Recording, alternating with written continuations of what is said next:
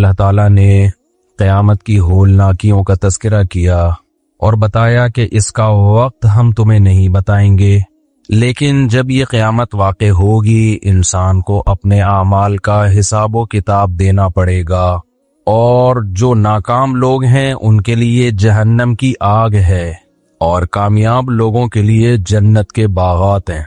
अब अल्लाह ताला जहन्नम की जब होलनाकियों को बयान करते हैं, इन्नहा लज़ा, भड़कती हुई आग है।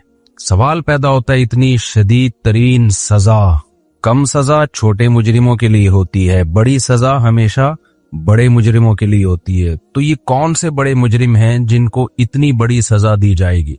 तो अल्लाह कहते हैं तदउ मन अदबरा व तवल्ला, ये उन लोगों को अपनी तरफ बुलाएगी जिन्होंने हमारे हुक्म से पीठ फेरी और मुंह मोड़ा।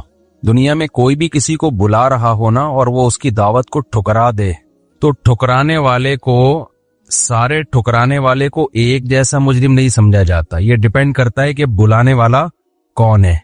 आज जो एथियस्ट मुल्हिद लोग हैं ना, कहते हैं नमाज नहीं पढ़ते तो अल्लाह उठा के आग में फेंक देगा। ये क्या बात हुई? बात नमाज पढ़ने या ना पढ़ने की नहीं है, बात इसकी है कि ऑर्डर देने वाला कौन है। जो जितना बड़ा होता है ना उसके ऑर्डर की वैल्यू उतनी ज्यादा होती है। मैं बार बार मिसाल देता हूं कि आपके किसी दोस्त ने कहा यार पानी लेके आओ, आप नहीं लेकर आए, छोटा सा जुर्म समझा जाएगा, यार दोस्ती में इतना भी ख्याल नहीं किया, गया हुआ था ना, कूलर के पास ही था, लेता आता। लेकिन जैसे जैसे ऑर्डर बढ़ता चला जाएगा, आपके बड़े भाई ने बोला यार पानी ले आओ, आपने कहा नहीं ला रहा, यहां थोड़ा सा मामला जज्बाती हो जाएगा, भाई को आएगा गुस्सा, ये ज्यादा बड़ा जुर्म समझा जाएगा।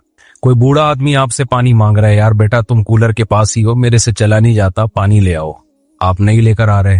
जितने लोग वहां पर होंगे आपको बुरा भला कहेंगे, यार कुछ शर्म कर, कुछ हया कर, बूढ़ा आदमी है यार। चलो उससे चला जाता भी था तो एक बुजुर्गी, एक उम्र का भी कोई तकद्दुस होता है, कोई एहतराम होता है। ऑर्डर क्या है? सिर्फ पानी। ऑर्डर देने वाले से हुक्म चेंज हो रहा है कि नहीं हो रहा, उसकी वैल्यू चेंज हो रही है कि नहीं हो रही। यही फिर आपकी माँ या आपका बाप बोले और ज्यादा इसकी वैल्यू बढ़ जाएगी। तो बात यह नहीं है कि आप किसके हुक्म को फॉलो, कौन से हुक्म को फॉलो कर रहे हो, बात यह है कि हुक्म देने वाला कौन है। तीन चीजें होती हैं जिससे किसी के हुक्म की वैल्यू बढ़ती है। एक, आपका उससे रिलेशन क्या है। दूसरे, आपके उसके आप पर एहसानात कितने हैं। तीसरा, वो पावरफुल कितना है। तीन चीजें देखी जाती हैं। आपका दोस्त है, आपका उससे कोई एहसानात नहीं है उसके आपके ऊपर, ना वो कोई पावरफुल है, ताकतवर है, लेकिन रिलेशन है, वो भी अगर आपको किसी बात का कहता है तो आप उसका दिल रखते हो, आप कहते हो यार मेरा इससे क्या है, रिलेशन है। हालांकि उसने आप पर एहसानात भी नहीं किए और वो आपसे ज्यादा पावरफुल भी नहीं है, कुछ बिगाड़ भी नहीं सकता, लेकिन रिलेशन की बेस पे भी अहकाम को फॉलो किया जाता है। रिलेशन ऐसा है भाई, क्या करे यार, पुरानी दोस्ती है, कोई नई भी नहीं हुई है। और दूसरी चीज है, रिलेशन तो नहीं है लेकिन एहसान है। रिलेशन नहीं है लेकिन क्या है, एहसानात है। एहसान कैसा है भाई, एक दिन आपको पानी की जरूरत थी, उसने पिला दिया था, ये उसने एहसान किया था। अब वो आपसे कह रहे यार जरा मुझे पानी पिला दो या मुझे 50 रुपए दे दो, जरूरत है, और याद भी दिला दिया उसने, यार याद है तुम्हें एक दफा 50 रुपए की जरूरत थी तो मैंने दिए थे। कोई रिलेशन नहीं है आपका उससे, ना कोई कुछ बिगाड़ सकता है आपका वो। कि ना आप क्या कहते हो, भाई एहसान किया था यार, तो मेरा भी फर्ज बनता है कि मैं बदला दूं, इसके ऑर्डर को मैं पूरा करूं। तीसरी चीज है ताकत और पावर। बाज दफा ना उसका एहसान ना कोई रिलेशन, लेकिन बंदा क्या होता है, पावरफुल होता है, तो आप उस पावरफुल होने की बेस पे भी उसके ऑर्डर को फॉलो करते हो।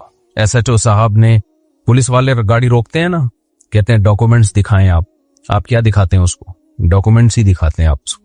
हालांकि ना कोई रिलेशन, ना उसके कोई आप पर एहसानात, लेकिन आपको पता है यार नहीं दिखाए डॉक्यूमेंट्स, पावरफुल आदमी है, चालान कर देगा। तो जैसे जैसे वो ओहदा ऊपर होता चला जाएगा उसकी पावर बढ़ती चली जाएगी और उसके हुक्म की वैल्यू भी आपकी नजर में बढ़ती चली जाएगी। भाई इसने ऑर्डर दिया है, SHO साहब आपको थाने बुलाएं, कोई पुलिस वाला कान में आके कह दे SHO साहब ने बुलाया, आप बोलोगे मैं खुद बाइक में जा रहा हूं, इससे पहले कि मोबाइल आए मुझे उठा के लेके जाए, खुद तमीज से, हाँ भागना वहां होगा जहां आपको ये खतरा हो कि पकड़ा नहीं जाऊंगा, जहां पावर होगी वहां नहीं भागोगे आप। तो अब देखो एक ही ऑर्डर है, रिलेशन से चेंज हो रहा है, एहसानात से चेंज हो रहा है और ताकत और कुव्वत से चेंज हो रहा है। तो अल्लाह ताला कुरान में यही दलाइल देते हैं। 3 किस्म के अल्लाह ने दलाइल दिए हैं कि मेरी वैल्यू और मेरे ऑर्डर की वैल्यू सबसे ज्यादा होनी चाहिए, सबसे ज्यादा। नंबर 1, मैं सबसे ज्यादा ताकतवर हूं। अल्लाह मिसालें दे रहा है। असल में अल्लाह नजर आ रहा होता ना तो ना अल्लाह को नबी भेजने की जरूरत, ना कुरान नाजिल करने की जरूरत, क्योंकि एसएचओ साहब तो नजर आ रहे होते हैं, मोबाइल भी हमें नजर आ रही होती है। तो फिर एसएचओ साहब कुछ नहीं भेजते कि अपने समझाने के लिए तबलीग वाले को भेजें कि तबलीग वाले आके समझाएंगे। देखो पुलिस वाले जब भी बुलाएं तो चले जाया करो। नजर आ रही है ये चीज, अल्लाह हमें नजर नहीं आता, तभी तो आजमाइश है।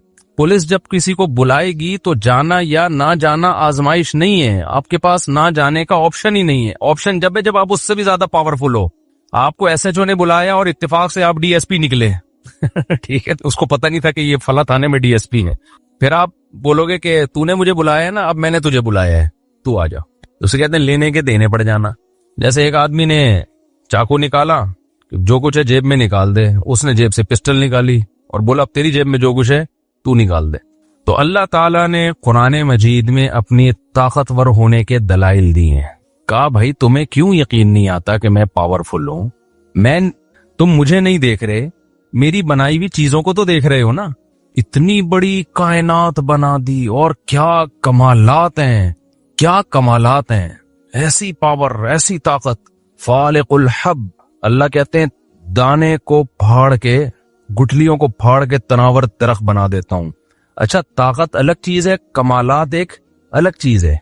बाज़ दफा इंसान में ताकत होती है, साहिब कमाल नहीं होता। वो एक बॉडी बिल्डर है, एक वेट को यूं उठा लेगा, ये कोई कमाल नहीं है। ये कहेंगे भाई वजन ज्यादा उठा लेता, ताकतवर होने की अलामत। कमाल क्या है? आपने कोई ऐसी चीज इजाद कर ली जो इंसानी अकल उससे आजिज आ गई। ताकत तो ये है कि आपने 20-50 किलो का बट्टा उठा लिया। कमाल क्या है? एक छोटी सी सुई में सुराख करके दिखा दिया आपने, है भाई। बॉडी बिल्डर ये काम कर सकता है, बल्कि छोटी सी सुई बना भी नहीं सकता। जितनी मशीनें बन चुकी हैं इस वक्त, जितनी चीजें इजादात हो रही हैं, सब साइंसदानों के कमालात है ना। मगर ये तमाम कमालात को आप एक तरफ रखें और अल्लाह ने जो चीजें बनाई हैं, अल्लाह कहते हैं हादा खल्कुल्लाह फअरूनी मादा खलक़ल्लज़ीना मिन दूनी। अल्लाह एक एक चीजों को बयान करता है कुरान में और फिर कहता है ये मेरी प्रोडक्ट है, बताओ मेरे अलावा ने कोई एक ऐसी प्रोडक्ट बना के दिखाइयो, कोई एक दिखाइयो। आप क्या समझते हैं हवाई जहाज कितनी पेचीदा मशीन है? नेट पे सर्च करें, मैं तो देखता हूँ ऐसी वीडियोस, बड़ा मजा आता है। जब जहाज इजाद हो रहे थे ये तजर्बे, फिर जहाज की मशीनरी बड़ी पेचीदा होती है, तभी उसके जो इंजीनियर होते हैं उनकी तनख्वाहें ठीक ठाक होती हैं। जहाज में ऐसा नहीं होता कि पलक में कचरा आ गया, गाड़ियों में तो होता है ना, पलक में कचरा आ गया, धक्का लगाओ चलो वही वहां तक। जहाज में ये बहुत पेचीदा सेंसिटिव आलात लगे होते हैं, क्योंकि वहां ऐसा नहीं होता कि जी वहां थोड़ा सा झटका आया ना तो बस सबकी आंतें और गुर्दे फेफड़े निकले हुए होंगे। बहुत ही ऑटोमेटिक एक सेंसिटिव किस्म का सिस्टम होता है जहाज में। बड़ा कमाल है जिन साइंसदानों ने, जिन इंजीनियर्स ने ये चीजें बनाई हैं। अल्लाह मिसाल देता है मक्खी और मच्छर की। आपने इतने बड़े बड़े जहाज बना दिए जिन्हें उड़ाने के लिए इतना ईंधन चाहिए, जो चलते हैं तो ब्रेक नहीं है उनकी, जिस स्पीड से चल रहे हैं तो चल रहे हैं। जहाज में ऐसा नहीं होता चल भाई इधर से यूं घुमा के यूं ले आ, चल भाई इधर से यूं घुमा के यूं ले जा, थोड़ा नीचे कर, खाला का घर आ रहा है वहीं उतार दे मुझे। अल्लाह ताला ने जो जहाज बनाए जिनको परिंदे कहा जाता है, ये जहाज किसी पायलट के मोहताज नहीं है। इनका पायलट कहाँ होता है? जहाज के अंदर एक छोटा सा दिमाग है जो उस जहाज को उड़ाएगा। हेडलाइट लगी हुई आंखों की शक्ल में। अवलम यरौ इला तयरी फौकहुम साफ़ातिन व यक़बिज़न। अल्लाह कहते हैं इन परिंदों की तरफ नहीं देखते जो अपने परों को फैलाते हैं और हवा में ही सुकेड़ भी लेते हैं। कैसे स्पीड को मैनेज करते हैं। जहाजों के स्पीड को मैनेज करना आसान नहीं है, बहुत ही खुदकार किस्म के आलात, पेचीदा किस्म के आलात लगे हुए होते हैं। लेकिन अल्लाह ताला ने परिंदों को जो इनकी स्पीड है ना, वो खुद उसको मैनेज करते हैं अपने ही दिमाग से।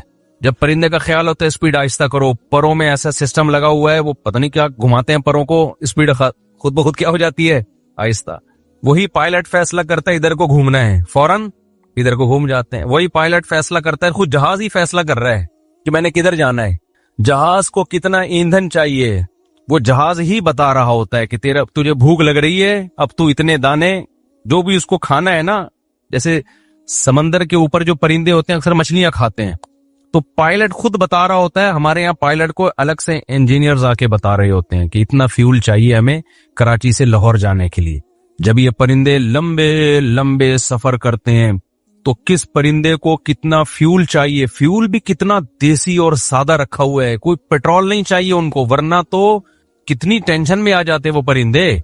पेट्रोल महंगा होने से परिंदे ही बेचारे बर्बाद हो जाते।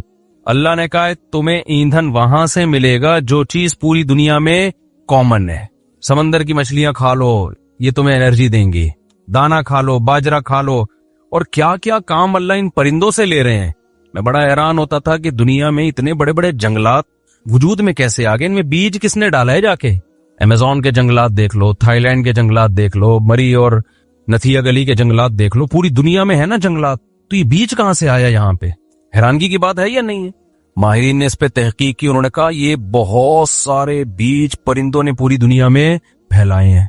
परिंदे जब खाते हैं ना, दाना वाना खा रहे हैं कोई भी, तो इनके बीज हजम नहीं होते, और ये इनकी बीट में बाज दफा बीज हजम नहीं होता, बीट में निकल के जमीन पे गिरता है, उसी से पौधा निकल आता। तो अल्लाह ने इनके जिम्मे जब जमीन को बनाया, अल्लाह ने पूरी दुनिया को अल्लाह ने आबाद करना था, तो अल्लाह ने अबाबील से जैसे काम लिया ना अबरहा के लश्कर को तबाह करने का, तो अल्लाह ने परिंदों से काम लिया पूरी दुनिया में बीज पहुंचा दो ताकि लंबे लंबे दरख्त पूरी दुनिया में उगाएं। ये काम परिंदों, क्योंकि इंसान को आबाद करना था तो पूरी दुनिया को सूटेबल बनाया जा रहा था कि वो इंसान के लिए रिहाइश के काबिल बने। वो कैसे? परिंदों के जरिए। परिंदों को खुद भी पता नहीं कि हम क्या कर रहे हैं। बड़ी मशीन में पेचीदा आलात का फिट करना आसान है, बहुत छोटी मशीन होती चली जाएगी ना, उसमें पेचीदा आलात का फिट करना मुश्किल होता चला जाएगा। आपको पता है मशीनरी जितनी छोटी हो उतनी साइंस का कमाल है छोटी मशीन बनाना। अल्लाह मियां ने जितनी टेक्निकल किस्म की मशीनें बनाई है ना, उनका हुजम बहुत छोटा रखा है, बहुत छोटी छोटी बनाई है, काम बड़े बड़े ले रहा है अल्लाह उनसे।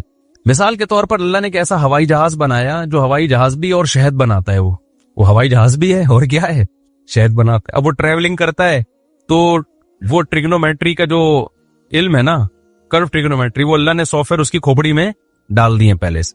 वो बाय एयर ऐसे रास्तों पे शहद की मक्खी सफर करती है, और वो बाय एयर भी सफर करती है और अपना रास्ता नहीं बोलती।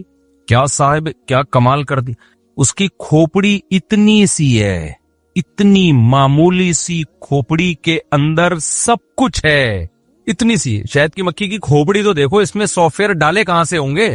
कोई इतनी सी यूएसबी आपके पास ले आए ना कि इसमें 100 जीबी का ये सॉफ्टवेयर है, ये डाल दो। आप बोलेगा भाई पागल हो रहा है क्या, इसमें तार लगेगी कैसे? है भाई। तो शहद की मक्खी के इतनी सी खोपड़ी है जो चश्मा लगाए बगैर नजर भी नहीं आती। उस छोटी सी खोपड़ी के अंदर क्या कमालात हैं यार, क्या सॉफ्टवेयर डाल दिए हैं। औहा रब्बुका इलन नहल अनित्तखिदी मिनल जिबाली बुयूता व मिनश शजर। जहां से भी मक्खी उठा के लाओगे वो एक ही काम करना शुरू कर देगी। आप शहद की मक्खियों का जत्था लाके यहां छोड़ दो, सबसे पहले वो सूटेबल जगह तलाश करना शुरू कर देंगे। उनका काम, उनमें ऐसा खोपड़ी में चीजें डाल दी हैं कि आप जो मर्जी करो, उन्होंने यही करना है। जब लाके छोड़ा उनके दिमाग में बस एक ही चीज सवार है, भूत सवार है उनकी खोपड़ी में कि यार हमें कोई सूटेबल जगह मिले जहां हमने क्या बनाना है, छत्ता। वो सब मिलके यही प्रोग्राम, यही मशवरे, यही उनके, हमारे वजीर आजम नहीं बन पा रहा, और वो एक दिन के अंदर अंदर पूरा प्रोग्राम उनका सेट हो जाता है।